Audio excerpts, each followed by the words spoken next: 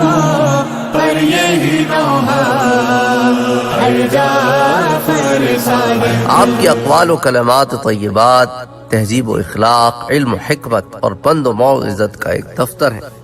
سفیان ثوری سے آپ نے ایک مرتبہ فرمایا، سفیان جب خدا تم کو کوئی نعمت عطا کرے اور تم اس کو ہمیشہ باقی رکھنا چاہو تو زیادہ سے زیادہ شکر ادا کرو، کیونکہ اللہ تعالیٰ نے اپنی کتاب میں فرمایا ہے کہ اگر تم شکر ادا کرو گے تو میں تم کو زیادہ دوں گا۔ جب رزق ملنے میں تاخیر ہو رہی ہو تو استغفار زیادہ کیا کرو، کہ اللہ تعالیٰ نے اپنی کتاب میں فرمایا ہے کہ اپنے رب سے مغفرت چاہو، وہ بڑا مغفرت کرنے والا ہے، تم پر آسمان سے موسلادھار بارش برسائے گا اور دنیا میں مال اور اولاد سے تمہاری مدد کرے گا اور آخرت میں تمہارے لیے جنت اور نہریں بنائے گا۔ جب تمہارے پاس سلطان وقت یا اور کسی کوئی حاکم آئے یا ان کا کوئی حکم پہنچے تو لا حول ولا قوت الا باللہ پڑھو اور زیادہ سے زیادہ پڑھو۔ وہ کشادگی کی چابی ہے۔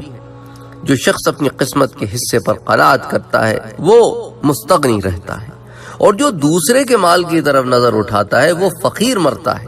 فرماتے تھے تم لوگ خصومت فی الدین سے بچو، اس لیے کہ وہ دل کو مشغول کر دیتی ہے اور دل میں نفاق پیدا کرتی ہے۔ جیسے تذکرۃ الحفاظ وغیرہ میں آتا ہے کہ آپ آپس کے جھگڑوں سے سخت ناپسند فرماتے تھے کہ دین میں نہ جھگڑو۔